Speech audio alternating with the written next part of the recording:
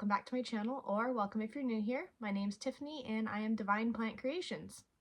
Today I'm going to go through my favorite variegated plants that are in my collection. I have quite a few, not all of them are in this video, so eventually you will see them, but they're not on my favorites list right now, so they're not going to be here. There's a variety. I've got some Syngonium, Alocasia, Epipremnum, and a couple Monstera, and that's about it. I do have a couple variegated Anthurium in my collection. I've sold a top cut, which was gorgeous. I'll show a little snippet here. The Foliage Explorer is growing that out. The bottom cut I cannot show you right now, but the plant was purchased from Cartel Dawn, and it's absolutely beautiful. It's a variegated pat cross variegated mag. So hopefully that will continue growing for me because the bottom looks kind of like crap right now. Variegated plants. Wow, I'm going to say that a lot now, I feel. But they're probably my most favorite plants in my collection. I chase a lot of them. There's a few that are on my wish list. I've got Alocasia sanderiana nobilis here. Gorgeous plant. I don't personally have it, but I have it on my wish list. Another one is my Alocasia mellow is on the wish list. The Aurea here as well. I will also try and include the names of who these pictures were from. I believe Michael from Aya's Tropical has the Sanderiana, and Dennis might have been the one that had the mellow. I know there's somebody else had a Jacqueline that I loved the other day. But as you can see, Alocasia variegated have been kind of like what I'm chasing right now. My first love was an Syngonium albo. That is over here. I have it grouped with a Syngonium mojito, and this one's a bit lower var. It's been growing in my daughter's room for the winter, and it's slowly coming out with a bit more variegation now that it's sunnier, but I like grouping it with my albo in here. It gives it a bit to stand on for like support. These grow quite leggy. As you can see, the nodes are quite well spaced, but they're adorable and whimsical, and I love the little lobes on them. But yeah, the albo was my very first love, the very first plant that I had in my collection. So she's going to stay. The next one, so that was two in there, both Syngoniums. Another Syngonium that I have that's quite underrated, I feel, is the Wenlandii. These have fantastic, velvety, so ultra smooth leaves. Beautiful, striking silver stripe down the middle. There is a variegated version, the scrambled eggs as well. The lobes on these are frickin' cute. It's got some water spots, but so cute. They look like a little bunny, and I love them. They are super easy to grow for me. I don't have this one obviously on a pole, but eventually you could. The next one I have is another Syngonium. We'll just get those all out of the way now. And it is my Syngonium Green Fleck. And it is a mottled leaf. They're like super crinkly, gorgeous, dark variegation with this like silver wash that goes over the lighter green. This is a extremely slow grower for me, but I love it. It stays quite compact, so that's cute. But yeah, Syngonium Green Fleck. So alocasia. I'm going to butcher the name of this one. Gagiana or Gagiana aurea. And it's fairly new to me. They come out Polaroid variegation, so like a light greeny yellow. And then the dark and the bright yellow eventually start showing. It's coming in on this one for its newest leaf. The waving is really starting to like show through. I'm excited to see this mature a lot more. I have a few in my tent as well. So I'm going to be filling out my mother pot. It corms super fast for me. So that one is wonderful. I also have Odora Batic. It's beautiful, but they're just really, really small. The leaves almost go like a see-through for the white, and it's really freaking neat. I love them. This is my Wentii, or Wentii alocasia as well. This one has a beautiful pink to like purple variegation. You can kind of see on the back sides as well, they get like the variegation comes through. It's working on another leaf. I've had this one a while. It's cormed a couple times for me. It throws a fit anytime I pull corms, hence why it looks like this right now. But I love it nonetheless. It grows in my son's room, getting pretty low light. But when I had it in my cabinet, it was super high variegation. This looks like crap, but I'm showing it anyways because it's still one of my favorite plants. I'm gonna show a better picture of what they can look like here. Not sure whose I'm gonna show, but I will put it down in the description. It is my Monstera Indo Mint, which is Indo Marble, same. This one was eaten by thrips, so you can probably see. It looks horrible. We're going to ignore that.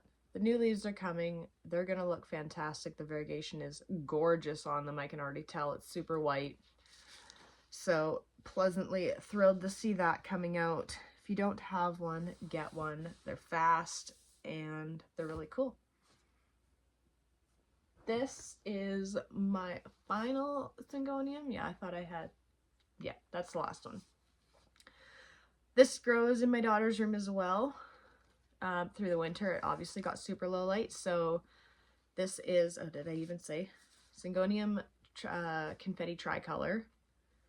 So it'll have green with the light and dark, and then a pink as well. And once it gets more light, like this one, you get that gorgeous pink patches. Freaking love this one. I've got a couple. I've got like a milk confetti and just regular confetti, but this one is my favorite. And as you can, like, leggy, but it looks really cute, just kind of tucked over in her corner. So we leave that one there. Now, one I got back in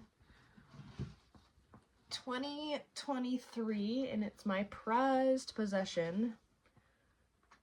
I paid a pretty penny for her. She was still expensive back then. Actually, sorry, my husband did. He gifted this to me for Christmas. And that is my Monstera Thai Constellation. This leaf has been out for well over a month. Still gorgeous white. Super stable variegation on these. They can go in really low light. I have this in my living room. It's a north window and it's probably like 5 feet from the window, and it still pushes leaves pretty consistently for me even through the winter. But it's massive. And I love her. Anyways, the prices have dropped on them quite a bit now. I think you can find them anywhere from like $30 to $75 depending size and where you're getting them from. But they're way better than the elbows. The elbows are not stable. I have an elbow upstairs. It's in my son's room as well. Most of these, honestly, they've stolen from me because they seem to like the variegated plants too. And that's fine by me. So they happily grow in their rooms. And yeah, he's got the elbow up there. And I don't love it, so he can enjoy it, but this one, the Thai constellation, is my choice. And I have a couple monsteras that I've got like on my wish list. I would love to get me like a tricolor miracle photo here. An ocean mint as well. I've been looking for that one since I got my Tycon, but the prices on them are still outrageous. I think the last one I looked at today was like $6,000 still. Or no, it said 1,700. They were $6,000 last year.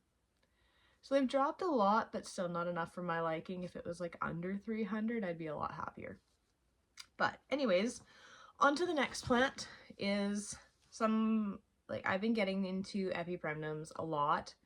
They're kind of like the poor man's monstera, and they fenestrate. You can trail them or grow them up a pole to get the fenestrations or like super mature large leaves. I'm going to add the mature photos of each of these ones up here for you.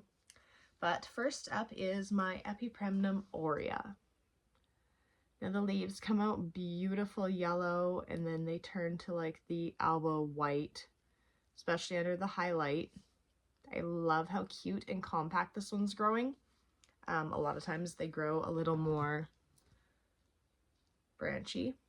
This one is another favorite, is my epipremnum sunburst. So a lot better yellow variegation on these, and I really like the yellows. But these ones look fantastic once they have matured and the fenestrations start. Really fast grower for me, all of them are. So I'm going to be getting a bunch more. I have an albo as well in my tent, and just like the regular green form. But my absolute favorite that I have already stuck on a little pole because it grows its little heart out for me is the Epi Marble.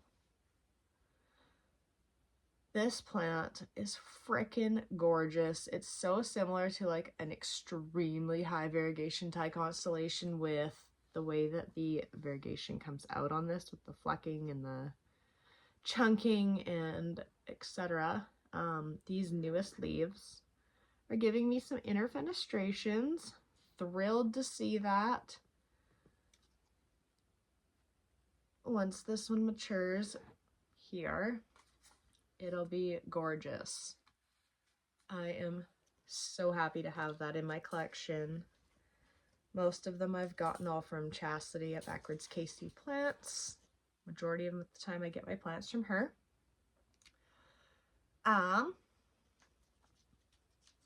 This is probably, so I don't love philodendrons, but I love the vining heartleaf philodendrons.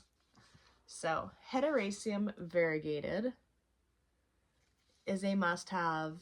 I have a few around the house, and they're just beautiful. They grow super compact and they trail.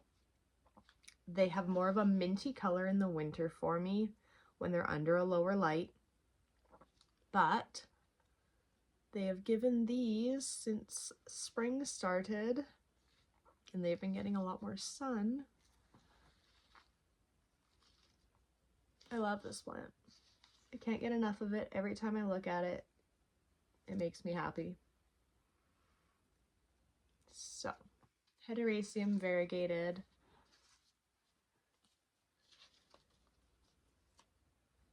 And the last one down here for tonight is my Alocasia Frydek variegated. I got this from North Shore Tropicals last year. Ugh.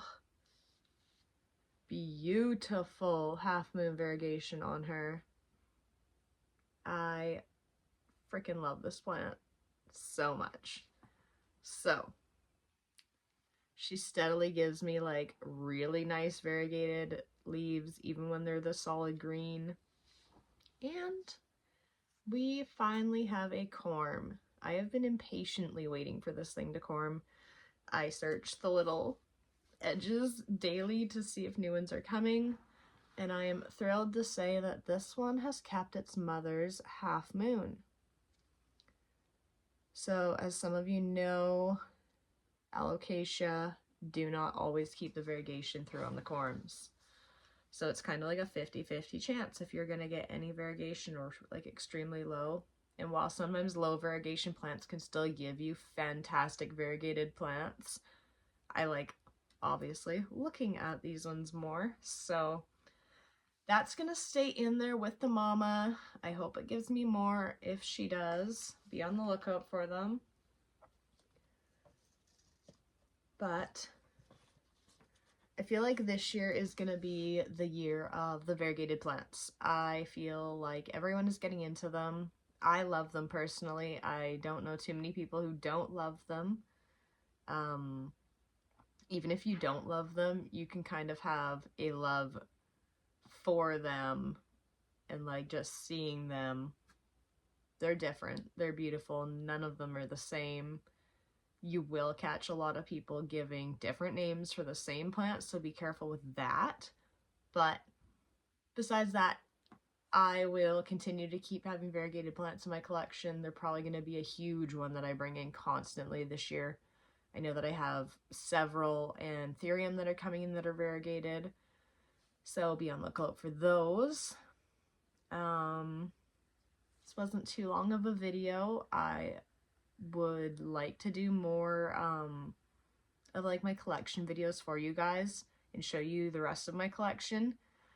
I have something pretty cool that I've been going over like through for the last couple weeks. I don't want to say too much yet, but be on the lookout for another video. I've been expanding, and yeah, it's been a lot of fun. It's been long and tiring. I filmed some of it I lost footage for. But yeah, if you like this video, don't forget to like, share, and subscribe. Leave a comment down below, whether it's good or bad. I'd love to hear from you. And yeah, that being said, thank you guys all for watching, and if you have any variegated plants on your wish list, let me know. Thanks guys, talk to you later.